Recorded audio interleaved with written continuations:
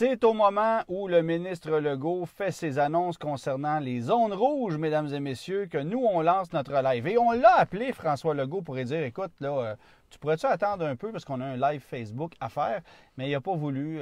Écoute, je pense qu'il y avait une contrainte de temps. Fait que, ben, on le salue, puis on comprend qu'il y avait des contraintes.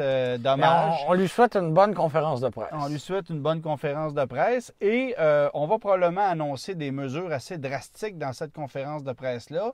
Et on va probablement apprendre, Germain, que dès la semaine prochaine, tu seras obligé de te confiner sur le siège de troisième rangée. Oui, je vais avoir une démotion et être recalé à la troisième rangée. J'ai bien l'impression. Je te confirme, Germain, que profite de ta banquette confortable de deuxième rangée, parce que la semaine prochaine, ça se peut que tu sois obligé d'aller te placer dans la troisième en portant un masque Chevrolet ou un masque Mazda. J'en ai un Toyota aussi à la maison. De tous les constructeurs. Alors déjà, il y a du monde qui embarque. Bonjour à Normand qui est avec nous, Milia, Jade qui est avec nous. Il y a plein de monde, c'est le fun. Sébastien, Jocelyn, ça embarque super bien. Déjà, merci pour les étoiles, bien apprécié. Alors, cette semaine, Germain, on commence par quoi? Ben, question quiz, hein? C'est devenu la tradition de ce live Facebook-là. Et bon, dans les dernières semaines, les gens étaient assez vite sur la gâchette pour donner la réponse. Donc là, va peut-être falloir que vous cherchiez un peu plus. Donc, ça va comme suit. Quel est le nom du véhicule électrique que l'on aperçoit dans l'épisode 11 de la saison 6 de la série américaine Friends?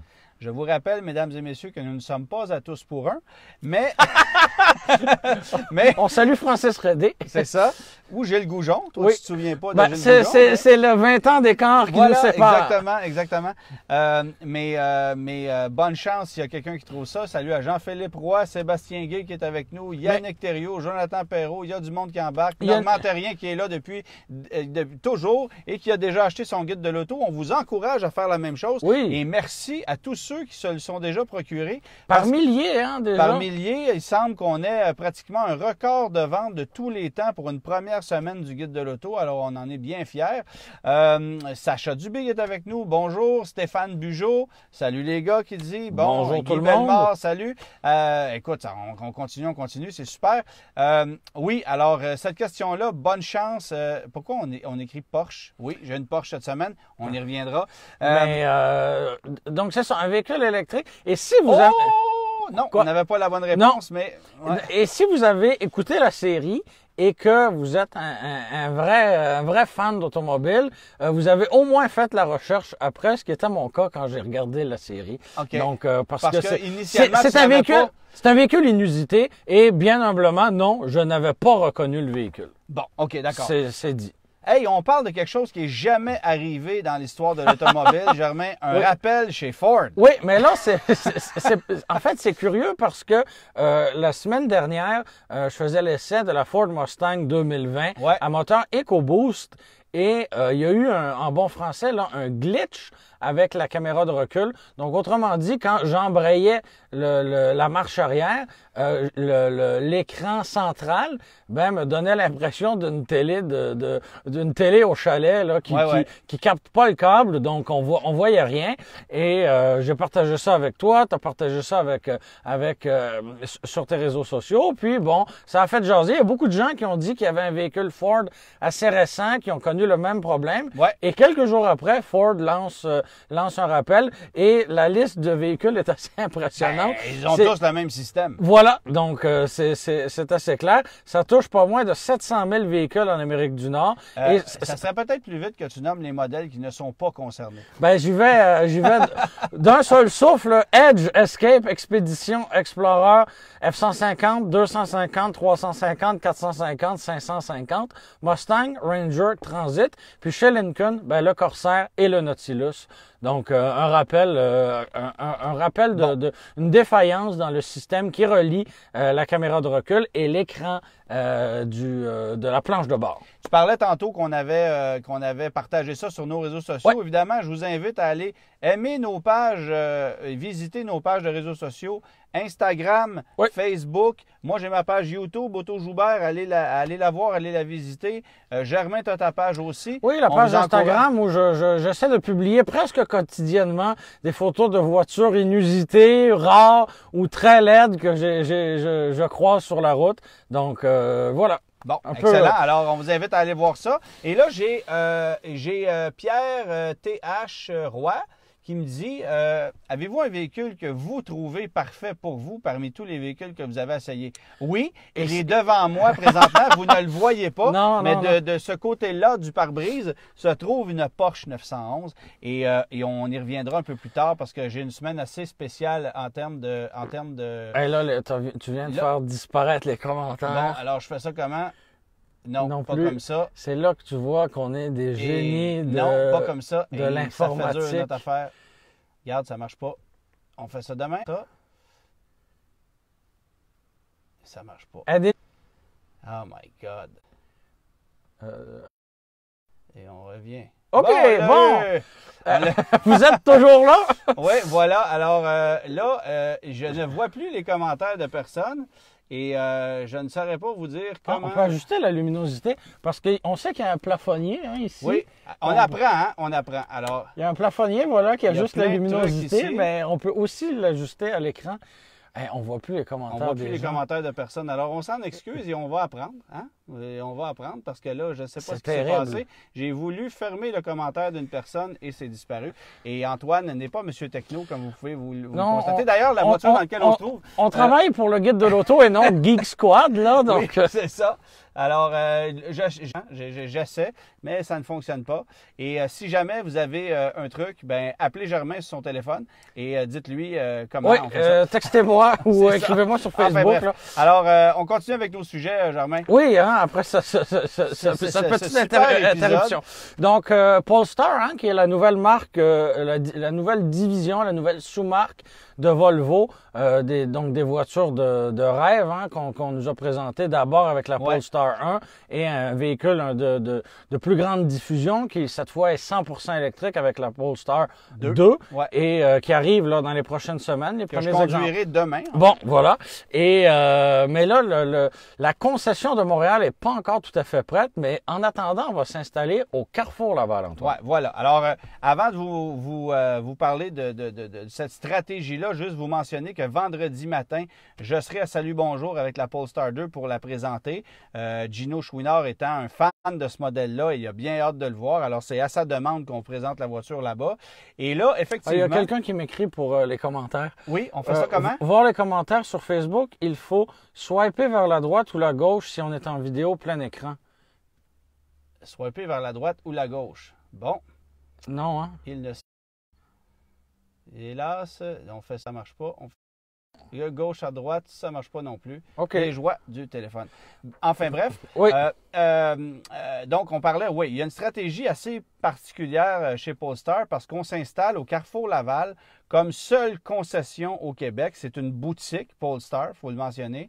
On ne tient pas d'inventaire à cette boutique-là. L'inventaire tout entier est conservé dans un hangar au port à Halifax. Et si vous commandez votre voiture, on va la chercher là-bas, on vous l'apporte. C'est une boutique temporaire, le temps qu'on s'installe sur René Lévesque à Montréal, où on aura la seule boutique officielle Polestar au Québec. Et il y aura moyen de prendre possession du véhicule, oui, dans cette boutique-là qui va être au centre-ville de Montréal, mais on va aussi offrir la livraison à domicile. Ben oui, tout va se faire à domicile. Donc, vous pouvez, en fait, ça va être le service à domicile, la livraison à domicile. Vous n'aurez techniquement pas à vous déplacer en concession pour aller faire des entretiens ou signer vos papiers ou faire quoi que ce soit. On peut vous offrir un service 100% à domicile, évidemment. Et c'est l'objectif de Polestar qui se veut une des entreprises avec une usine qui n'émettrait aucune émission polluante par rapport à ce qu'on cultive. Bref, c'est une des usines les plus propres en automobile à travers le monde et on vante même les mérites de la nouvelle Polestar 2 qui utilise des matériaux 100% végans à l'intérieur. Ça inclut des garnitures en liège, bon, etc. Alors, ça risque d'être assez intéressant et on a annoncé officiellement aussi l'arrivée prochaine du Polestar 3 qui lui sera un utilitaire format Model X qui va venir rivaliser avec le Model X de chez Tesla, évidemment. Et on m'a mentionné dans la conférence, dans la présentation à laquelle on assistait il y a quelques jours, qu'il ne fallait pas trop se fier à l'autonomie qu'on annonce sur la planche de bord de la Polestar 2 parce que ça peut sembler assez conservateur. Et les gens de Polestar nous disaient, lorsque vous n'avez plus d'autonomie, que vous tombez à zéro, vous avez encore 10, 12, 15 km pour rouler sans problème, alors qu'avec une Tesla, c'est un encre à bateau à partir de zéro. Alors, ils se vantaient un peu de ça, mais moi, j'ai l'impression que c'est parce qu'on n'affichera pas 485 au compteur. On va plus être dans les 275, 300. Alors, j'ai bien hâte de tester ça. Et là, on a quelqu'un qui est franchement très débrouillard, mais surtout dévoué, qui me transfère les questions qui sont posées en direct. Donc, on a... Ah, c'est incroyable. J'en suis gêné, honnêtement. Là. Je ne sais pas comment... En lien avec Polestar, donc on va y répondre tout de suite. On a Danny Villeneuve qui demande ça coûte combien une Polestar 2?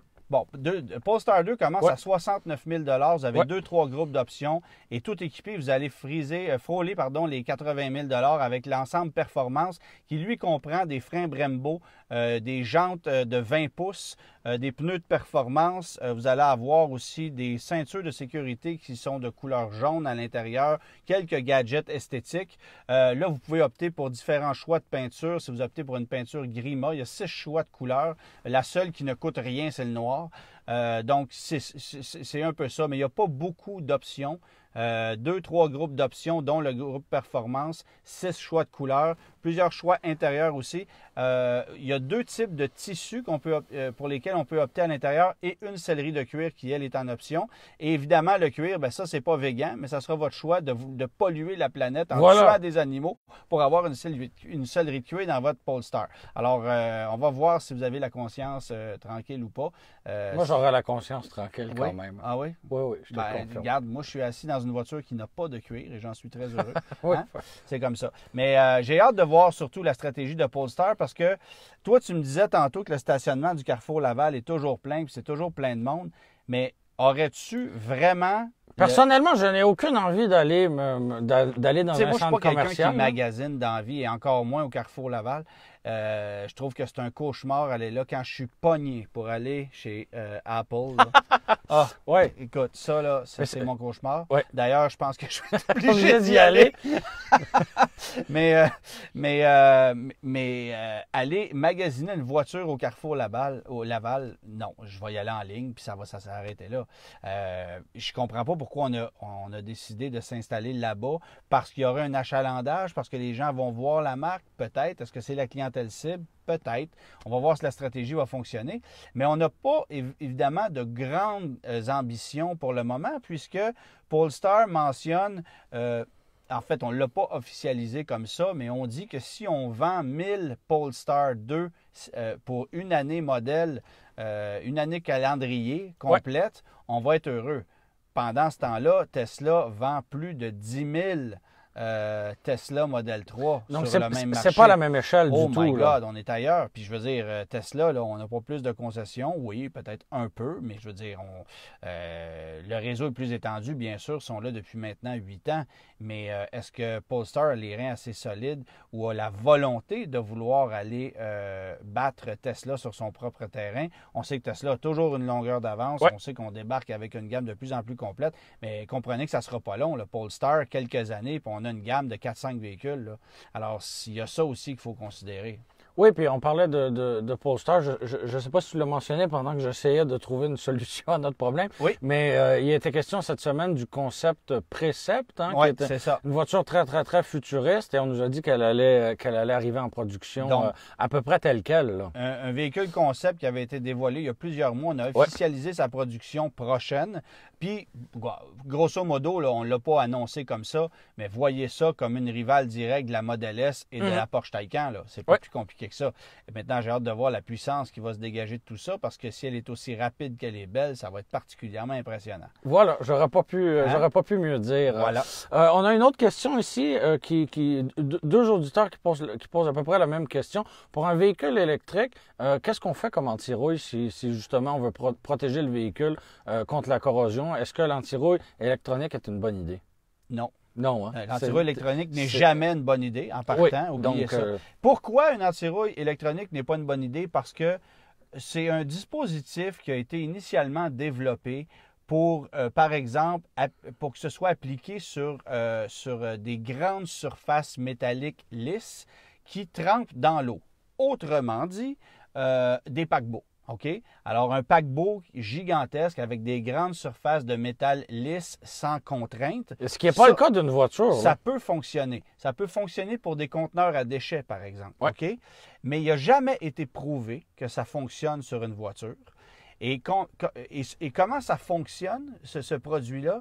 On va installer le système en plaçant sur l'épaule de la batterie de la voiture un courant qui, lui, va être acheminé à travers les parois métalliques du véhicule. Le problème, c'est que ça ne peut pas circuler parce qu'entre une aile, une porte, un panneau de plastique, une aile qui est en aluminium, une porte qui est en acier, un capot qui est en plastique ou en polymère, comment voulez-vous que la voiture soit adéquatement traitée? C'est impossible que ça fonctionne et on va vous vendre ça chez le concessionnaire à un prix de fou et c'est pas l'anti-rouille qu'on vous vend dans le fond, c'est une garantie que la voiture ne rouillera pas. Donc, autrement dit, c'est comme si on n'avait rien fait sur votre auto, mais on vous garantit que la voiture ne rouillera pas pendant le temps où vous allez l'avoir ou durant un terme donné. Et si jamais il y a réclamation, on va payer. Mais on sait très bien, par les lois du risque, que vous allez probablement vous défaire de votre voiture de toute façon avant qu'elle ne commence à rouiller. Alors, il est où le risque pour quelqu'un qui achète un produit comme celui-là? Bien, le concessionnaire s'en fiche parce que on va payer le produit 30-40 $, on va brancher ça sur votre batterie, on va vous le vendre 1000 $, on va vous le financer sur votre prêt. Ça vaut absolument rien. Maintenant, des antirouilles à l'huile, à la graisse, à la paraffine, le problème avec ces produits-là, c'est qu'il faut savoir comment traiter une voiture hybride ou électrique pour ne pas affecter la batterie, les fils électriques, les modules, tout ça. Et il y a même des constructeurs automobiles, je lisais il n'y a pas plus tard que cette semaine, dans un manuel du propriétaire d'un Buick encore, que si on fait un traitement anti-rouille, on pourrait annuler la garantie chez GM. C'est pas rien, là. Ce qui n'est pas légal dans la mesure où il faudrait quand même faire la preuve que l'antirouille est en cause sur le bris d'un véhicule. Autrement dit, vous avez fait un antirouille sur le véhicule, vous avez un problème de transmission, on se rend compte que le véhicule a été traité à l'antirouille et là, on vous dit on ne paye pas la transmission, bien, il n'y a pas de lien, donc on ne peut pas faire ça. Mais si on se rend compte, cependant, que l'antirouille est en cause dans la dysfonctionnalité d'un élément. À ce moment-là, on refuserait de payer. Voilà, exactement. Alors, pourquoi je dis ça? Parce que c'est important de faire un traitement anti-rouille chez un professionnel qui sait ce qu'il fait. Ça, c'est le secret. Puis moi, je me méfie même des grandes bannières où on engage des jeunes 2-3 semaines durant des roches. Voilà. Allez chez quelqu'un de confiance qui a pignon sur rue, qui fait ça à l'année. Trouvez-en, c'est pas rare, mais quelqu'un qui fait de l'installation de pneus puis qui s'est pris un sideline d'antirouille ou au pire, faire ça chez un concessionnaire alors qu'on confie ça tout le temps au laveur qui vient de rentrer, qu'on paye 15$ de l'heure puis qui ne sait pas ce qu'il fait, oubliez ça. Allez voir une personne de confiance qui est spécialisée là-dedans, qui va savoir traiter votre véhicule, que ce soit un hybride, un électrique, un véhicule régulier. Là. La meilleure chose aussi, c'est d'y aller dans la basse saison, finalement, pour avoir le personnel régulier et, comme tu dis, de ne pas avoir d'employés qui sont là simplement pour le rush et qui ont peut-être moins d'expérience, là, si on veut s'assurer d'un bon travail. Là. Bien, en fait, la meilleure chose, en ce qui me concerne, c'est de le faire en plein été. Alors qu'il fait chaud, alors que l'huile ou la paraffine ou le produit que vous allez installer va coller davantage, va adhérer davantage au port du métal. Puis encore là, il faut s'assurer de bien nettoyer le véhicule parce que sinon, il y a ça aussi. Sinon le produit qu'on va enduire va venir emprisonner la cochonnerie qui s'y trouve. Oui, fait que c'est de votre responsabilité de faire un bon nettoyage de sous-bassement du véhicule avant d'aller faire un traitement anti-rouille. Ça, c'est important. Mais le secret, oui, il y a le produit qui rentre en ligne de compte. Là, il y a des huiles qui sont plus liquides que d'autres. Disons qu'on dilue chez certaines bannières le produit, mais il en demeure pas moins qu'un traitement anti-rouille annuel ou un traitement à la paraffine ou à la graisse qui est fait, disons, aux 5 ans avec des retouches de temps en temps, c'est très, très, très adéquat. Encore faut-il que ce soit fait de la bonne façon. Voilà. J'essaie. Appuie sur la bande noire en bas. D'accord. Non, il n'y a rien à faire. Bon. Les gens sont pleins de bonne volonté, mais je pense que... Je pense que c'est toi qui vas les avoir, les commentaires pour le reste du show, puis coudonc, on composera. Oui. Kia Sorento, hein, qui a été présenté pour l'Amérique du Nord ces derniers jours. Plus tôt au printemps, on l'avait présenté là, en primeur mondiale. Il y avait été question d'une version hybride, une version hybride. On ne savait pas si tout ça allait venir au Canada. Par la même occasion, on a appris que le moteur V6, lui, disparaissait. C'était quand même une version qui était prisée par les consommateurs. Et là, malheureusement, ce sera plus disponible. Donc, moteur de base, ça va être 4 cylindres, 2,5 litres. Donc, rien de plus compliqué. On va avoir comme moteur optionnel, moteur 4 cylindres, 2,5 litres toujours, mais turbo compressé. Voilà. Et on va avoir 1,6 turbo hybride et 1,6 turbo hybride rechargeable. Et tout ça de série avec 4 roues motrices. Avec 4 roues motrices et la capacité de remorquage annoncée à un maximum de seulement 3500 livres, ce qui est largement inférieur à ce qu'on avait avant. À ce qu'on avait avant, qui était de 5000 livres avec le V6. Donc, beaucoup de gens se tournaient vers le Sorento pour sa capacité de remorquage, mais malheureusement, ce n'est plus un atout qu'il a. Et chez Kia, on nous dit, si vous voulez remorquer, on a toujours le Telluride qui était pas là, alors que, en fait, ils se sont croisés, là, si on veut. Voilà. Mais à l'arrivée du Sorento de 3e génération, comme on n'avait pas de Telluride, c'était l'offre qu'on avait pour remorquer, mais là, non, voilà. Voilà. Et puis, moi, mais c'est pas le même prix, là, un Sorento et un Telluride, là. C'est la même chose. Et tout le monde n'a pas besoin d'un VUS à 3 rangées de bancs parce que tu veux remorquer 5000 livres, là. Moi, je me souviens du moment où Toyota avait décidé d'abandonner le V6 dans son RAV4. On est en 2013. Et Toyota avait abandonné le V6. Et là, il y a beaucoup de gens qui avaient crié au scandale. Et la réponse de Toyota, c'était... si vous voulez un V6, on a toujours l'Highlander. Oui, mais il y avait un écart de prix de 15 000 entre un RAV4 V6 et un Highlander V6. Fait que c'est pas une réponse. Puis un moteur V6, ça demeure un V6. Vous ne me vendrez jamais l'idée qu'un moteur turbo est capable de faire le même travail qu'un moteur V6. Quand besoin de travailler, il y a. Là, ça, c'est certain. Là. Fait qu'un 4 cylindres turbo, toujours au fond. Le turbo-compresseur qui travaille. Voilà. C'est gros, là, un Sorento, là. C'est quand oui. Puis, je ne sais pas si tu es d'accord avec moi, mais le look du véhicule me fait drôlement passer à l'actuel Acura MDX. Avec les portes arrière qui sont plus longues que celles d'en avant. Ça fait un petit peu, fourgonnette, là, à mon avis. J'aime un peu moins cet aspect-là. Elles sont pas coulissantes, là. Non, c'est comme une loi de design. Que je me suis donné. Quand les portes arrière sont plus longues que les portes avant, en partant, je trouve que ça gâche le look. Je cherche pas pourquoi j'aime pas le Tiguan. Voilà. On dirait que tu as des grosses portes patio en arrière. Ça n'a pas de bon sens. Je me permets aussi de peut-être envoyer une petite craque aux gens de Kia qui n'ont pas voulu nous fournir l'information sur le Sorento à temps pour la sortie du guide de l'auto. Et ça m'a particulièrement enragé. Parce que, évidemment, c'est un véhicule pour lequel on se fait poser beaucoup de questions. Oui. Le guide de l'auto sortait officiellement le 23 septembre. On annonçait les informations sur le Kia Sorento complète avant la sortie du livre, quelques jours à peine avant. Et chez Kia, on avait pourtant refusé, même si nous, on avait accepté de signer des embargos. Ce qu'on fait avec d'autres manufacturiers, là, c'est ce qu'on a fait avec le Toyota RAV4. C'est une pratique courante, là. C'est une pratique courante. Mais chez Kia, non, on ne peut pas vous donner l'information. Ce qui signifie que dans le guide de l'auto cette année, vous allez avoir une information qui est très incomplète sur le Kia Sorento parce qu'il y a quelqu'un chez Kia qui a décidé que non, on ne peut pas vous donner l'information alors qu'on savait très bien la date de sortie qu'on aurait pu signer l'embargo.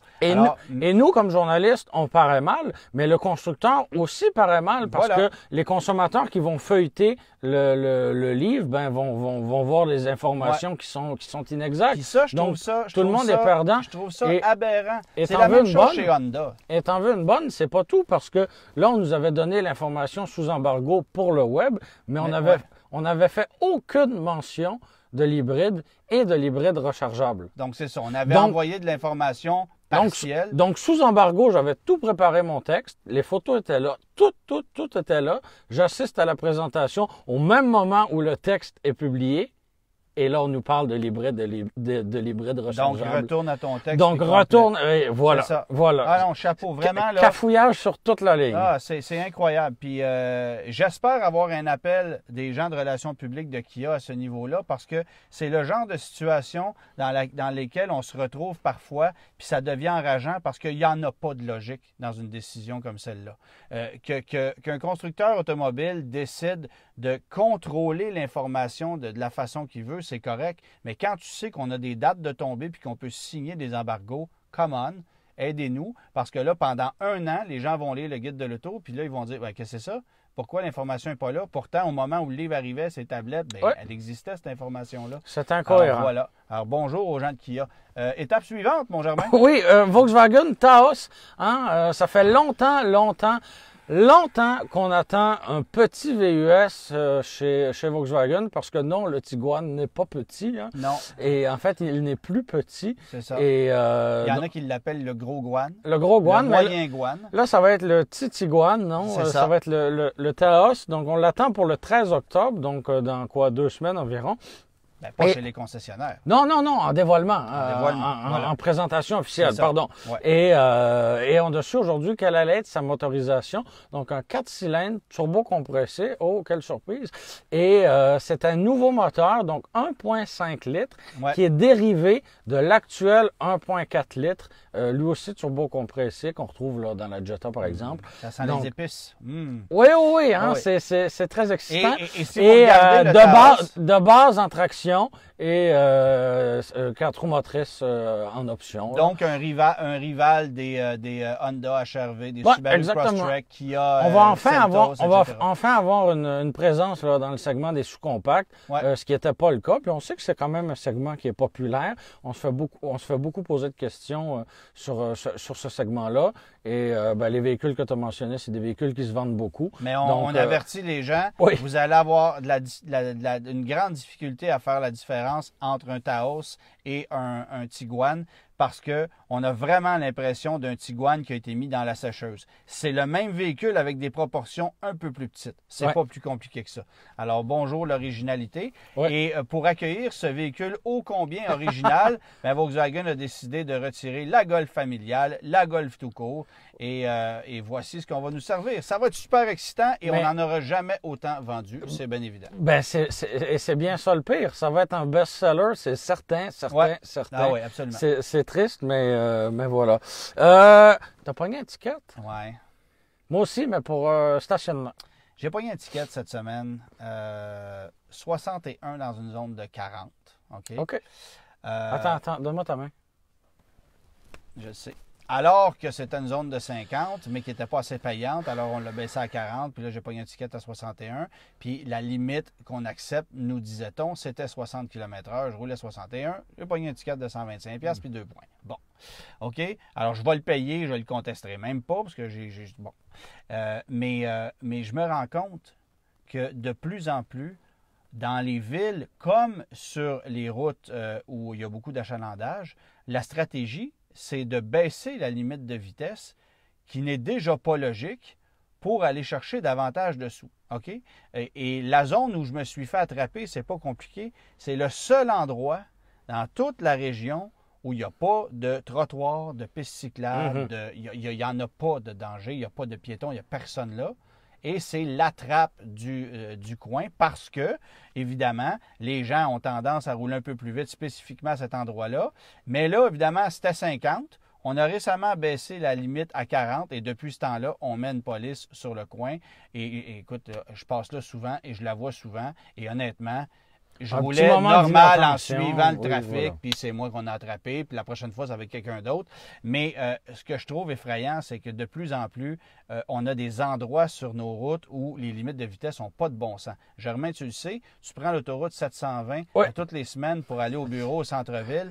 C'est une autoroute, la limite est à 50, et si tu roules moins de 70 km/h, tu te fais tuer. C'est dangereux de rouler. Et en plus, on met des pancartes oranges, zone de construction, ce qui signifie que, par exemple, les amendes sont si doublées, tu te fais arrêter à 80 ou à 90, ben, tu vas avoir une amende de 400-500$ avec des points épouvantables. Et imagine quelqu'un qui roulerait là, à 105. Là. Ouais. Donc, c'est le double et plus de la limite. Et honnêtement, c'est à peine plus vite que la moyenne. Là. Ah oui, puis tu te fais dépasser si tu roules à 105. Bien sûr. Là. Ben tu oui. te fais dépasser, c'est certain. 105, c'est 10 points de pénalité ou 14 points. Là, je ne les connais pas par cœur, les règles. Là. 10 points de pénalité, 895$. Et c'est ça qu'on veut. On veut taxer inutilement. Pas inutilement, parce qu'on a besoin de sous, mais on trouve des façons de taxer. Alors, des zones comme celle-là, il y en a de plus en plus. Et c'est particulièrement inquiétant de voir à quel point il faut toujours que tu sois sur le qui-vive parce que tu es dans des zones où là, on a joué avec la limite de vitesse, on t'attend. Là. Tu sais, les voies de service à Montréal à 50 km/h avec les opérations policières où on t'attend sur le coin. Tu peux pas rouler 50 là, tu vas te faire tuer. Oui, parce que tu vas te faire emboutir par un camion. Pour rentrer sur l'autoroute, ça te prend un minimum d'air d'aller. Ouais. Non, ça n'a aucun sens. Puis il y a des endroits où, moi j'ai vu ça récemment, là, tu vois jamais ça, une police dans un virage là, pour vérifier la vitesse que tu vas prendre. Mais tu vas voir souvent que le virage, on l'affiche, tu as le droit de rentrer à 55 km/h ou à 35 km/h. As-tu déjà vu une police dans un virage comme ça, dans une sortie d'autoroute? Jamais. Pour vérifier ta police? Jamais. Mais là, tu vois, j'ai vu ça, moi, récemment. Nouvelle vitesse, 45 km/h dans le virage avec une police qui t'attendait au bout. Mais ça, c'est curieux parce que, à ma connaissance, écrivez-nous si j'ai tort, à ma connaissance, dans un virage comme ça, quand le panneau de signalisation est en jaune, c'est une vitesse qui est recommandée. C'est pas obligatoire. Donc, c'était écrit nouvelle vitesse, puis il y avait une police au coin. OK. Alors, elle n'était pas en train de donner une amende. Non, mais tu sais, moi, j'ai suivi mon cours de conduite et qu'est-ce qu'on nous apprend à lire les panneaux et de mémoire, on t'apprend pas à conduire. Non, on a déjà eu ce débat-là. On t'apprend à lire les panneaux et à respecter la signalisation. C'est pour ça que je me rappelle, et si je me trompe pas, qu'effectivement, les panneaux jaunes de sortie d'autoroute, c'est des vitesses qui sont suggérées ou recommandées juste pour donner un coup de pouce aux automobilistes. Bon, enfin bref. Alors moi, j'ai bien hâte de voir si ça va avoir un impact significatif parce que honnêtement... Quelqu'un qui dit oui, c'est en jaune. C'est recommandé quand c'est en jaune. C'est recommandé quand c'est en jaune, mais on a beau le recommander. Bon, on vérifie quand même, à la sortie du virage. Moi, honnêtement, je trouve que là, ça commence à être stressant de rouler sur les routes du Québec parce que tu as peur de te faire attraper à des vitesses qui sont normales. Mm-hmm. Et la vérité, c'est que si on met une limite de vitesse à 120 km/h sur l'autoroute, on ne donnera plus de ticket. Parce que les gens roulent 120, parce que c'est la limite logique dans la tête de la plupart des gens. Et ce qui est paradoxal aussi... si tu attrapes quelqu'un à 128 ou à 132, ben, le ticket n'est pas payant. Non. Comprends-tu? Oui, on tolère, là, en théorie, jusqu'à 118, 19, bon. Mais si tu te fais intercepter à 122, ben, t'as pas une contravention pour 3-4 km/h en haut de la vitesse. C'est 22 en haut de la vitesse. Et ça, c'est payant. Bon, tu vois, l'autoroute 15, on a réduit la vitesse de 100 à 90 sur un tronçon à Laval. Qui va ralentir de 10 km/h sur ce tronçon-là? Personne. Sur le pont Gédéon-Ouimet aussi, on a abaissé la vitesse, mais ça, je pense que c'est parce qu'il est dans un état tellement lamentable que c'est même plus sécuritaire de rouler 90. Mais bref, les gens vont continuer de rouler à la même vitesse. Oui. Mais l'autre bord du pont, qu'est-ce qu'il va avoir? Une opération policière parce que ça va être payant, parce que le gars qui roule à 118, il n'aura pas ralenti. Puis c'est ça que je trouve dégueulasse, c'est qu'on va chercher davantage de taxes, davantage de sous dans les poches des automobilistes, alors que on s'entend dessus que la sécurité, laissez faire, là, ça n'a pas de sens. C'est un prétexte tellement hypocrite. On a eu des plaintes de citoyens. Arrêtez, là. Tu n'as pas eu de plainte de citoyens parce que tu étais là sur l'autoroute ou parce que dans cette zone-là, dans le quartier, vous avez soudainement baissé la limite de vitesse parce que c'était pas un coin assez payant puis qu'on a vu... C'est ça, la vérité. Fait que je trouve ça un peu ordinaire. Puis c'est parce que quand tu attrapes un ticket aujourd'hui, bon, un ticket de 125$, 2 points, tu le payes, c'est fâchant sur le coup, puis c'est fini. Mais après ça, tu reçois ton renouvellement de plaque. Mon Dieu, ça coûte plus tant. J'avais oublié cette contravention. Ça a monté de 150$, là, soudainement. Ouais. Comment ça se fait? Puis après ça, quand tu viens pour assurer ton véhicule, ça a monté. Fait que donc, finalement, tu as le prix de la contravention elle-même, mais tu as des répercussions pour les années à venir. Pour tout. Alors, ton amende de 125$, quand tu calcules à la fin de l'année, peut-être qu'elle va t'en coûter 400. Oui. Tu sais? Et si tu en accumules 2-3, et je sais de quoi je parle, ça peut coûter très, très cher. Là. Donc, va falloir faire attention, va falloir slacker. Puis si tout le monde ralentit puis suit les limites qu'on a là, ben qu'est-ce que vous voulez? On va encore baisser les limites de vitesse parce que ça ne sera pas assez payant. Parce qu'il y a un budget. J'ai une idée, là, moi, comme ça. On pourrait peut-être faire des pistes de course. Hey, ça serait le fun, hein? Ben oui. Ouais. Tu sais, dans des champs éloignés, là où il n'y a pas de maison, on pourrait faire des pistes de course. Oui. Non, ou tu vas bâtir une piste de course à côté d'un quartier résidentiel. Puis là, tu fais des plaintes parce qu'il y a trop de voitures dans les quartiers résidentiels, puis il y a trop de bruit des enfants qui jouent dans les rues. Parce que les gens qui vont se bâtir à côté des pistes de course aujourd'hui, ils font des plaintes parce que la piste de course fait du bruit. Mais tu t'es installé après. J'espère que vous avez noté le sarcasme dans tout ça. Pas du tout. Mais bref, oui, j'ai eu un ticket de 125$ cette semaine. Bon. Et moi, j'en ai eu un pour le stationnement, hein, parce que je demeure à Montréal et sur cette magnifique île, un des services essentiels, c'est le nettoyage des rues. Oui. Hein? Et c'est vraiment essentiel que le balai mécanique passe chaque semaine de chaque côté de la rue. Oui. Sur une rue résidentielle. Dans la convention collective. Voilà. Donc, c'est essentiel. Mais remarque, il en demeure pas moins que, encore à ce jour, depuis le mois de mars, je me stationne à chaque semaine au centre-ville. Oui, sans parcomètre. Je ne mets pas de sous dans les parcomètres et je n'attrape aucune amende. Encore aujourd'hui, j'étais stationné.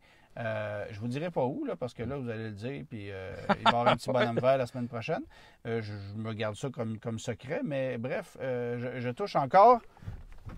Du bois. Yes, sir. Voilà. Bon, grosse semaine en termes de voitures exotiques, Antoine. Oui, et on ne parle pas de la grosse brune. Alors, cette semaine, pour vous mettre en contexte, les voitures d'essai de la semaine que j'avais réservées, c'était une Mercedes AMG E63S de 603 chevaux familiale. C'est comme la grosse brune, ça, mais pas de bois, pas brun, puis juste un petit peu plus puissant. Voilà. Alors, c'était la voiture que j'avais de réserver cette semaine. Et là, à la dernière minute, Porsche m'appelle et me dit il y a une 911 à Montréal, tu pourrais l'avoir, mais c'est seulement cette semaine-là. Et bon, des prêts automobiles, c'est généralement une semaine qu'on nous les prête. Du lundi au lundi. En grande partie, c'est comme ça. Alors là, je fais, OK, si j'ai pas le choix, je vais la prendre. Surtout que c'est une 911 à boîte manuelle et j'ai bien hâte de pouvoir, la mettre à l'essai. Alors, je dis oui. Donc, je me retrouve avec la Mercedes et avec la Porsche. Déjà là, hein, c'est un duo qui est pas inintéressant. Hein? Voilà. Après ça, on me propose la Polestar 2 qui arrive à Montréal. Essai d'une journée, je peux te la prêter le mercredi ou le jeudi. Alors, je sélectionne le jeudi et je dis, je vais rouler cette voiture-là une journée. J'en profiterai, je vous le disais tantôt, pour aller la présenter à Salut Bonjour. Donc, c'est ce que je ferai vendredi matin. Alors là, j'ai une Polestar 2 qui est réservée également. Et ensuite de ça, il y a Aston Martin qui me contacte et qui me dit, nous avons 2 voitures à Montréal. Quand est-ce que tu es disponible pour les conduire? OK, c'est quoi les dates? C'est pas mal cette semaine. T'es pas sérieux, là? Oui. Alors, il a fallu que je roule une Vantage hier et la DB11 que je roulerai en fin de semaine. Il a fallu. Parce que c'est ça où je la roulerai pas. Ouais. Mais là, ils se sont tous donné le mot cette semaine-là. Et c'est la semaine où il pleut tous les jours. Bon. J'ai été chanceux jusqu'à maintenant, je t'avoue, là, parce que la météo, je m'attendais à pire que ça. Mais ça fait quand même déjà pas mal de belles machines. Là. Alors, et là, c'est pas tout. Vantage, la 911, la E63 AMG S, puis la Polestar.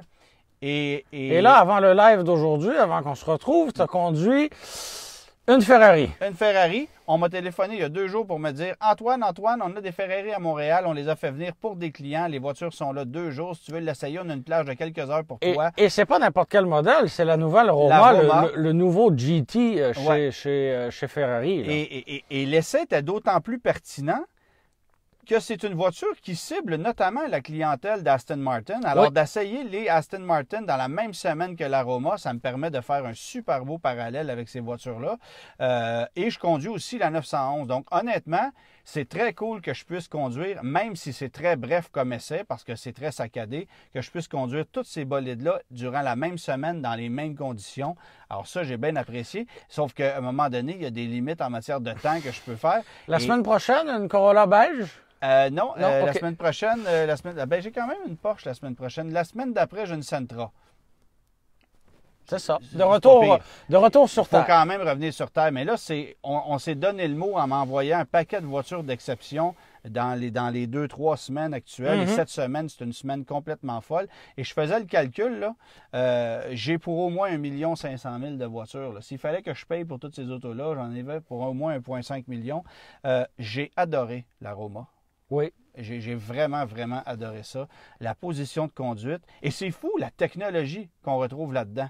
Parce qu'on était un peu en retard chez Ferrari à ce chapitre-là. Là. Bien, dans une époque pas si lointaine, tu t'assoyais dans une Ferrari, tu retrouvais des éléments que tu retrouvais aussi dans un Ram. L'écran central d'une Ferrari California, ben c'était celui qui provenait de chez FCA, mais qu'on avait retravaillé à la sauce Ferrari. Des commutateurs de vitres électriques qui provenaient d'un Dodge Journey. Oui, on avait ça dans une Ferrari. Alors ça cassait un peu le party en ce qui me concerne. Bien que les acheteurs de Ferrari ne s'achètent généralement pas un Dodge Journey, donc ne sont pas capables de faire la comparaison. Non, mais la journée où ils vont commander un Uber puis que c'est un Dodge Journey qui va arriver, ils vont peut-être être surpris. Mais tout ça pour dire que Ferrari a fait un pas de géant en matière technologique. J'ai pu le constater cette année avec la F8 Tributo que j'ai conduit il y a quelques mois, ce qui m'a permis de faire le texte dans le guide de l'auto d'ailleurs. Et là, ben, j'ai conduit l'Aroma qui est une GT. Oui, il y a 2 places arrière, mais bonne chance pour utiliser ça. Là, ça ne sert pas à grand-chose. Mais ça m'a Est-ce que c'est des places un peu comme dans la 911 ou c'est plus petit? Oui, ça se compare à ce qu'on a dans la 911. Donc, personne ne peut prendre place très, là. Très, très difficilement utilisable.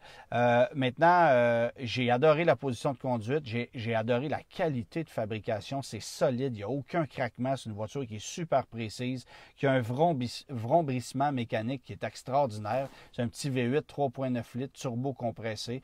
On était au-dessus de 600 chevaux. 612 chevaux. Ça répond au doigt et à l'œil. La puissance est là. Il y a des modes de conduite, évidemment, avec le sélecteur au volant. Je vous avoue que il n'y a pas de levier de vitesse pour le mettre en drive ou en park de façon normale. Alors, c'est pas une transmission à la colonne comme dans la grosse brune. Non, c'est ça. Vous le voyez pas, là, vraiment. Là. Ben, en fait, si je me force...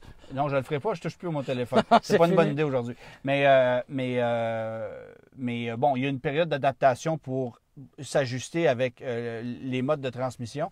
Mais vraiment, j'ai adoré conduire cette auto-là. C'est raffiné, c'est puissant. On parle d'une facture qui débute grosso modo à 255 000 $ approximativement. Et évidemment, vous allez mettre 30-40 000 $ d'options pour friser les 300 000, mais ça demeure une bagnole qui, à mon sens, est vraiment exceptionnelle par sa qualité, par son originalité, et elle se distingue très bien. Et j'ai hâte de conduire la DB11 ce week-end, qui est sa rivale directe, hein, parce qu'une DB11, le prix d'entrée est à 236 000 $. Celle-là est à 255 000 à peu près, là, peut-être 253. Donc, il n'y a pas beaucoup d'écart entre les deux voitures. Sur le plan technique, ça se ressemble beaucoup. La Ferrari, un peu plus de puissance, mais c'est deux voitures qui ont quand même la même vocation, 2 GT, et de comparer ces deux voitures-là dans un si court laps de temps, je trouve ça génial. En attendant, je peux te parler de la Vantage que j'ai conduit. Moi, j'aime le look. Je trouve que cette voiture-là est encore magnifique. Un petit peu plus chargée au niveau du look que ce que c'était dans le passé. Mais on conserve quand même un long museau avec... oui. Il y a une ADN Aston Martin évidente dans le design de la bagnole. J'ai un peu déchanté quand j'ai pris place à bord, par contre. Et c'est pas la première fois qu'on reproche la beauté et la présentation générale de l'habitacle d'une Aston Martin. Là. On a souvent été en arrière des autres à cet effet-là. Là. Ben, en fait, il fut une époque où c'était de la haute couture. Prendre place dans une Aston Martin, c'était des cuirs extraordinaires, des surpiqûres, c'était magnifique, des agencements de couleurs que tu voyais pas nulle part. Et la voiture que j'ai conduite cette semaine, c'était une Vantage de quand même 224 000 $ avec les options, prix d'entrée à 175 000 et tout est noir à l'intérieur. Je trouve que le design de la planche de bord, c'est ordinaire. Il n'y a rien qui se démarque. Il n'y a pas d'éclairage particulièrement impressionnant. Les sièges, c'est magnifique. Tu peux régler ça comme tu veux. Il y a une position de conduite qui est fantastique. On ne voit pas grand-chose. C'est très sombre. Tout est noir là-dedans. Évidemment, il y a une panoplie de teintes qu'on peut prendre à l'intérieur, donc c'est facile de peut-être éclairer ça un peu plus, mais il en demeure pas moins que la fenestration est assez limitée et que tu te sens quand même à l'étroit. Alors, j'ai pas été super confortable dans cette auto-là, surtout si je compare avec la 911 qui s'y compare là, en termes de clientèle. Là, on se compare directement. D'ailleurs, la 911 que je conduis, moins cher que la... Mais il y a moyen de dépasser les 200 000. On peut grimper une 911, c'est pas compliqué. Là. Prenez une 911 GTS puis grimper ça à 200 000 $, c'est pas compliqué. Là. Voilà. Alors, ça se compare directement en termes de produits. Et je t'avoue que je préfère quand même la Porsche 911. Notamment aussi parce que la boîte manuelle, elle est extraordinaire et je suis quand même un puriste de boîte manuelle pour ce genre de bolide-là. Et j'adore. Quoique c'est disponible dans une Vintage, si vous prenez une version qui est équipée de la boîte manuelle, ça se peut. Mais j'adore vraiment la Porsche 911. Il faut savoir que l'Aston Martin, c'est un moteur AMG qu'on a là-dedans. Donc, c'est des nouveaux moteurs Mercedes. On le voit d'ailleurs que c'est du Mercedes. Ça sonne comme une Mercedes. Ça devrait régler des problèmes de fiabilité aussi qu'on a connus par le passé, alors que c'était plus artisanal comme construction, là. Ouais, je dirais pas artisanal, là. C'était quand même... C'est pas artisanal, mais oui, disons que c'était des mécaniques plus capricieuses. Oui. Et lorsque venait le temps de réparer ça, comme la diffusion était très faible, c'était peut-être un peu moins évident. Là, c'est un moteur AMG de grande série, donc on sait à quoi s'en tenir. C'est peut-être moins exotique, mais plus convivial, certainement, là. Sauf que tu démarres la voiture, ça sonne comme une Mercedes. Les leviers des essuie-glaces, tout ça, bon, c'est du Mercedes. La molette centrale pour la gestion du système d'infodivertissement multimédia, c'est du Mercedes. Okay. L'écran, d'ailleurs, c'est très ordinaire là-dedans. Là. Ceux qui sont passionnés des écrans qu'on a dans les voitures, vous allez être déçus là-dessus. Tu n'achètes pas une Aston Martin pour ça. Mais la conduite est vraiment impressionnante. Ça, moi, j'ai vraiment aimé. On a corrigé des lacunes du passé. On sent que la voiture est plus légère, plus maniable, plus aiguisée que dans le passé. Direction qui est plus précise. Ça, j'ai bien aimé ça. C'est à 175 000 comme prix d'entrée, là, si tu ne te laisses pas aller avec la fibre de carbone là, comme un fou, tu peux avoir une machine... Bon, c'est 175 000 pareil, là, c'est beaucoup de sous, mais tu peux avoir une machine qui est quand même très, très, très impressionnante. Puis je trouve que l'équilibre à 503 chevaux est là. C'est pas trop, tu as une puissance qui est exceptionnelle sans que ce soit complètement fou. Tu sais, j'en parlais la semaine passée avec un ami qui s'est procuré récemment une Corvette Z06 usagée de 2 ans à 650 chevaux. Lui qui avait une Corvette avec l'ensemble Z51 avant, donc est passé de 470 chevaux à 650 et il n'aime pas sa nouvelle Corvette. C'est juste trop violent. C'est trop violent. Alors, il arrive un point où tu as trop de puissance, ça ne sert absolument à rien et tu ne peux pas gérer cette puissance-là de façon adéquate. Et c'est un peu d'ailleurs ce que je reproche à la E63 AMG familiale que j'ai cette semaine. C'est difficile de conduire ça de façon dosée. C'est violent, ça donne des coups, même si tu le mets en bas de confort. L'accélérateur, c'est presque une switch on-off, excuse-moi l'expression, mais c'est presque ça. Alors ça, c'est un point qui m'a agacé et c'est bourré de rattle.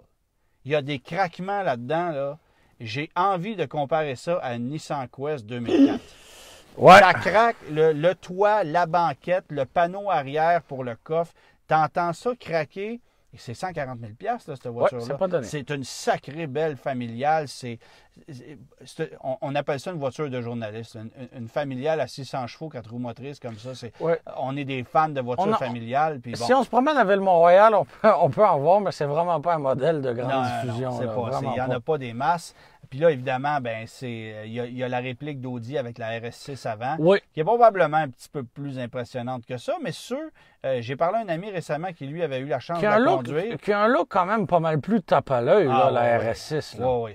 On l'a vu en rouge tout le temps aussi. Oui. Mais j'ai un ami, moi, qui l'a conduit, puis il dit, on a tellement entendu parler, on a tellement été la mâchoire décrochée à regarder les images sur Internet que quand j'en ai pris le volant, je suis un peu resté sur mon appétit. Parce que les attentes étaient trop élevées. C'est sûr que ça demeure une voiture exceptionnelle, comme la E63 l'est. Ouais. Là où j'ai une lacune, je veux dire, oui, il faut accepter de composer avec une suspension qui est sèche, même en mode confort, composer avec un moteur qui est brutal, qui est bruyant, qui n'est pas doux du tout. Il n'y a pas moyen d'avoir un équilibre comme aucun compromis, là. Non. Bien, il y en a un quand même, parce que c'est une familiale. Oui, parce que tu as de l'espace, mais pour le confort, on ben, ça. C'est limite. Moi, honnêtement, j'opterais probablement pour une E53 AMG avec électrification, qui va te donner, oui, moins de puissance, mais tu en as quand même 476, là, si ma mémoire est bonne. C'est assez pour arriver à l'heure en ski, là. C'est ça, exactement. Fait que tout est dans l'équilibre. Moi, je suis le premier à dire que je choisirais une BMW M550 X-Drive avant de choisir une M5. Qu'est-ce que tu veux faire avec 650 chevaux? C'est juste frustrant. Alors qu'une M550 à moteur V8, tu as quand même 400-ish chevaux, puis tu as un agrément de conduite, tu as un équilibre, tu as un mode confort, tu as un mode sport, tu as tout ce qu'il faut. Le secret est là. Puis c'est pas ostentatoire comme bagnole, tu sais. Moi, je suis pas le gars qui cherche à avoir la bagnole la plus tape à l'œil. Tu vas me vendre une Porsche 911 1000 fois avant une R8 ou une Lamborghini Huracan. Ces voitures-là, c'est ce que j'appelle des look at me cars. C'est super exceptionnel. C'est des jouets d'exception, mais c'est pas nécessairement fait pour moi. Je préfère de beaucoup la fluidité, l'intemporalité d'une Porsche 911. J'adore cette voiture-là.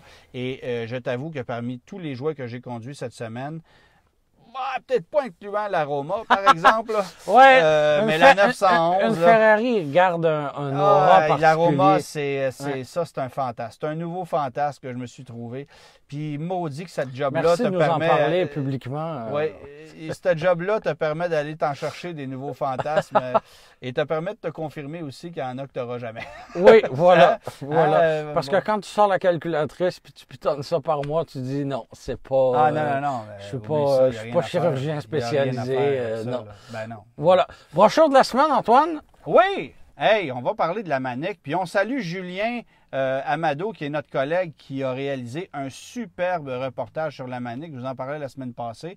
Alors ça, c'est la brochure de la Manic. Et on parlait de ski tantôt, mais à l'envers, à l'endos, c'est une photo très québécoise. Là, très québécoise. Et ce qui est intéressant, c'est que dans la brochure de la Manic, et ceux qui me suivent sur ma page YouTube, j'ai une chronique qui s'appelle Les 10 001 brochures. Ouais. Et là-dedans, j'avais fait une chronique sur la Manic où j'expliquais justement comment on vend une Manic en comparant la voiture aux courbes d'une femme. Alors, c'est incroyable. Bienvenue en 1970, on ferait pas ça. Là. On pourrait plus faire ça. On pourrait plus faire ça aujourd'hui. Mais c'était assez audacieux de le faire à l'époque. Et honnêtement, je trouve que cette brochure-là, elle est magnifique et elle m'a été donnée par la femme de Jacques Abou elle-même, qui en a encore une sérieuse collection à la maison et qui en donne à qui veut bien passer voir ça. Donc, je la remercie pour cette brochure-là.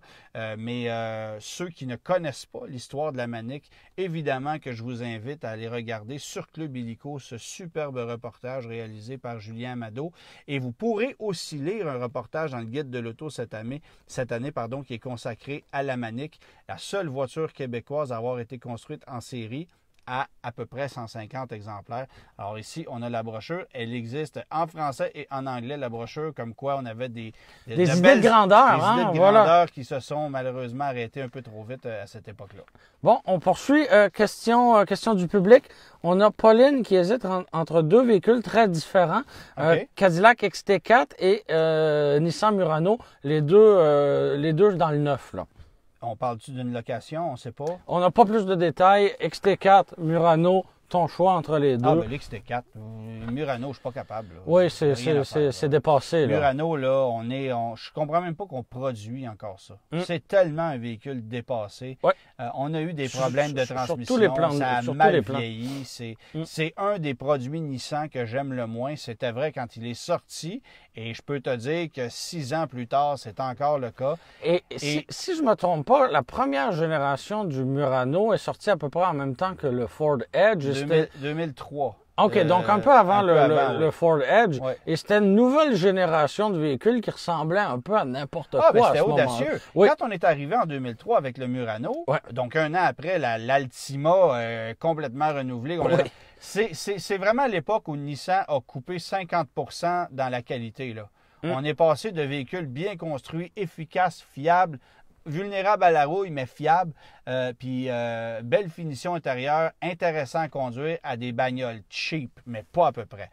C'était le cas pour le Murano, c'était le cas pour l'Altima et tous les véhicules qui sont sortis par la suite chez Nissan. Souvenez-vous de la première 350Z, les plastiques qu'il y avait là-dedans, c'était effrayant. Je vous nommais la Nissan Quest tantôt. Ouais. Ça, c'était tellement lousse, excuse-moi l'expression, là. Tu freinais avec ça brusquement, puis tu avais l'impression que la banquette de troisième rangée, tu allais à manger en arrière de la tête. C'était incroyable comment c'était cheap. Les consoles tout croche, c'était vraiment assemblé à la hâte. Et c'était ça les Nissan de l'époque. Mais on avait des designs audacieux. Ça, Puis oui. on a, oui, oui. puis on a étiré ça en s'inspirant de ces designs-là très, très, très longtemps, si bien que les formes d'un Murano aujourd'hui, c'est encore un peu inspiré de celles du premier Murano, Ouais. mais ça a tellement mal vieilli. Je te le confirme. Ça- En dedans non plus, c'est pas Ah beau. non, fait qu'oubliez ça. Donc, le XT4, c'est un véhicule qui est finalement pas mal plus Oui, petit, mais beaucoup plus moderne. Là. Ben, plus moderne, de meilleure qualité. Ouais. On a un petit moteur 2 litres là-dedans, efficace, qui n'est Ouais. pas super puissant. Ça va très bien. Et je sais qu'on les offre à prix très raisonnable. L'erreur qu'il ne faut pas faire avec un Cadillac XT4, c'est de prendre des ensembles qui vous amènent dans les hautes sphères de la gamme avec des roues gigantesques parce que là, ça cogne dur. L'empattement est court. Alors, restez avec les roues les plus petites qui sont disponibles avec un équipement raisonnable sans aller jouer dans la totale parce que là, à ce moment-là, ça devient moins alléchant et il y a peut-être des véhicules compétiteurs qui sont plus attrayants comme le Audi Q3. Ouais. Mais si vous restez dans un XT4 d'entrée de gamme ou peut-être de milieu de gamme, c'est un produit avec lequel j'ai absolument aucun problème et c'est loin d'être désagréable à conduire. Moi, j'ai bien aimé. Excellent. On a Antoine, justement, qui est tombé en amour avec une Kia Optima à moteur turbo, modèle 2015. L'auto a 100 000 km. Est-ce que c'est un bon achat ou non? Il ne précise pas le prix de la bagnole. C'est pas compliqué, ces voitures-là. C'était puissant, OK? Mais c'est pas une voiture qui vieillit très, très bien. Ce moteur-là n'a pas été d'une grande fiabilité. Moi, je préférerais de beaucoup une Optima avec un moteur régulier. Un moteur turbo, j'aurais peur de ça. C'est une mécanique qui exige du super. Est-ce qu'on sait comment ça a été roulé dans le passé? Et ça vaut rien. C'est pas compliqué. Là, dans le marché d'occasion, ça vaut rien. Les berlines de ce genre-là qui ont une valeur un peu plus intéressante sur le marché, c'est les Camry, les Accord. Le reste, ça ne vaut pas grand-chose. Et je trouve que des aubaines sur le marché d'usagers qu'on peut avoir en ce moment dans ce segment-là, c'est une Mazda 6. Allez vous chercher une Mazda 6 GT 2015-2016 avec une puissance moindre que le modèle que vous regardez, mais vous allez avoir une bien meilleure machine entre les mains. C'est des voitures qui vieillissent très bien. Oui, donc moins d'inquiétude à long terme. Ben oui. Là. Ah ben oui. Ça demeure aussi spacieux. Comme, vous allez mettre comme des véhicule. freins, Oui. c'est pas compliqué. Là, comme toutes les Mazda, les freins s'usent rapidement, surtout si vous faites de la ville, mais vous allez avoir une voiture plus solide, plus intéressante à conduire, puis qui est offerte pas cher. Et c'est sûr que vous pouvez aller pour une Accord, puis même là, avec le V6, puis vous allez avoir une mécanique qui est intéressante, mais vous allez payer pas mal plus cher. Alors qu'une Mazda 6 dans l'usager, ça ne vaut pas grand-chose. Et pour moi, c'est injustifié parce que c'est une très, très, très bonne voiture. Bon, assez clair. On a, bouge pas, on a Denis qui pose une question. Ah, je bouge pas. Non, tu bouges pas, Non, parfait. non. On a Denis qui se demande ce qu'on pense de la Mazda Miata, donc MX-5, en version RF. Et c'est très drôle parce que c'est le véhicule que je conduis aujourd'hui même. Bon, ben réponds-y donc. Donc, version RF, c'est la version à toit rigide, rétractable. Ouais. C'est beaucoup plus dispendieux que la version à toit souple. Et tout ça se fait de manière électronique. Électrique probablement, oui. Donc, moi, je préfère la version plus traditionnelle à toit souple. C'est super facile de décapoter la voiture. Ça se fait à une main. Je comprends pas pourquoi chez Mazda, on sait, en bon français, casser le bicycle à aller mettre un mécanisme qui va probablement être très, très, très compliqué et très, très, très coûteux à remplacer le jour où ça va briser. Mais c'est assez simple, honnêtement. Pour l'avoir étudié, c'est assez simple, c'est bien fait, c'est efficace. ça rajoute pas beaucoup de poids à la voiture. Non. Ça lui donne un look qui est complètement voilà, différent. je m'en allais là. Ouais. On a un look quasiment d'une petite GT, d'un petit fastback, d'une mini Jaguar F-Type en quelque sorte. Mais pour la différence de prix et comment ce système-là va évoluer, je serais plus inquiet, oui. Bien, il y a beaucoup de gens qui, par exemple, vont aller pas ces temps-ci et probablement pas pour la prochaine année, mais il y a des gens qui achètent ces sportives-là, qui veulent se stationner au centre-ville, avoir une voiture à toit souple. C'est pas génial pour les vols. Et on aime le look, on aime la polyvalence d'un toit comme ça. Oui. Moi, honnêtement, j'aurais bien de la misère à te dire ce que je choisirais. Parce que j'aime les deux formules. J'aime le toit souple qu'on retire en un tournement, qu'on jette ça par en arrière et c'est réglé. C'est très simple. C'est très beau comme voiture, ça vieillit super bien. Mais j'aime aussi la MX-5 RF parce que son look est extraordinaire, parce que tu peux avoir quand même un toit vitré. Tu as le meilleur des mondes. C'est une voiture qui a vraiment une gueule fantastique. Aux trois quarts arrière, moi, je trouve ça splendide. Il n'y a rien qui ressemble à ça. De tous les côtés, elle est très belle. Je mentionnerais aussi que... Bon, puis on ne perd pas d'espace cargo, hein? Non, mais par contre, pour la tête, moi, je mesure 5 pieds 11 et dépendamment de combien j'en ai de paix de cheveux, 5 pieds 11. Et j'ai l'impression d'avoir moins d'espace pour la tête dans la RF que dans la MX-5 à toit souple. Donc, et 5 et 11, là, je suis pas un géant, là. Donc, c'est ça. C'est peut-être à considérer aussi, là. J'espère que tu n'es pas un géant parce qu'oublie pas que la semaine prochaine, tu vas être sur une banquette de troisième rangée. Merci de me le rappeler. Il y a moins d'espace que sur la banquette centrale ici. Oui, merci de me le rappeler. Tu vas être face inversée, donc tu vas voir te recroqueviller. Ah, j'ai hâte, là. Et on fait appel au service des chiropraticiens s'il y en a qui veulent nous envoyer une note pour les services de Germain qui va être installé comme ça pendant 45 minutes à 1 heure, ben peut-être que vous allez nous donner des trucs pour soigner le dos de Germain. Bon, ben là, comme on n'a pas vu les commentaires, on ne sait pas si quelqu'un a donné... Mais tu les as pas sur ton téléphone? Non, en fait, la personne en question me transférait les questions du public, mais ne m'a pas... on est mal barré, hein? Ne m'a pas informé sur l'issue du quiz. Donc, on s'excuse énormément pour ce problème technique d'ordre... je pense que je vais retourner faire mes devoirs. Ça m'est jamais arrivé, ce problème-là. Et j'ai beau peser sur chacun des icônes qu'il y a ici, et je ne trouve pas la solution. Et je ne sais pas comment faire. Alors, on s'excuse, on n'a pas pu répondre à vos questions. On corrigera le problème la semaine prochaine. Ben, on va donner la réponse pareil. Oui, on va donner la réponse, bien sûr. C'était une Honda EV Plus. Personne ne connaît ça. C'est pas grave. Personne ne connaît ça. C'est pas grave. Maintenant, les gens savent ce que c'est. La semaine prochaine, essaye de trouver quelque chose de moins pire. Ben, ferme ton téléphone, puis on va aller lire les commentaires, puis je serais pas surpris qu'il y ait peut-être une personne. Peut-être. Alors, on félicite ceux qui l'ont eu. Oui! Et en attendant, salutations à François Legault, qui a certainement terminé sa conférence de presse. On va probablement apprendre, Germain, que... je vais aller m'asseoir en arrière. D'après moi, il l'a dit dans la conférence de presse. On va demander à Germain d'aller s'asseoir sur la banquette de troisième rangée. Je suis sûr qu'il l'a mentionné. Voilà. Et peut-être un mot en terminant, il y a Kevin qui a trouvé que tu avais un beau veston et que ma barbe était bien taillée. Bon. Donc, on ne fait pas tout ça pour rien. Non, mais c'est ça. La grille s'accentue. Non, alors, il parlait de ma barbe. Oui, mais moi, le gris s'accentue. Alors, j'essaie d'être color match. C'est un peu comme Creton dans Petite Vie. J'essaie de matcher. Fait que c'est ça. Okay. Alors, merci pour les commentaires esthétiques. C'est toujours très apprécié. Et on sera là la semaine prochaine avec vos commentaires. Et je ne ferai pas l'erreur de peser sur le piton. Voilà, ça, c'est la job de Manon. Puis on n'a pas de Manon. On n'a pas de Manon. Alors, voilà. Bonne soirée tout le monde. Bonne route. Hey, puis il faut que je mentionne un truc en terminant. Ah. C'est ce qui est drôle, c'est que là, j'ai 1,5 million de voitures à conduire cette semaine. Oui. Et tout de suite après, je vais prendre la Oldsmobile Alero de ma nièce pour aller lui faire une beauté esthétique chez mon ami François Bonneville, que je salue. Alors oui, il y a une 911, il y a une E63 AMG. Mais toi, tu vas conduire une Oldsmobile Alero. Oldsmobile Alero 2002, vert forêt, mesdames et messieurs. C'est ça les contrastes et c'est ce qui fait qu'on adore l'automobile. Salut tout le monde.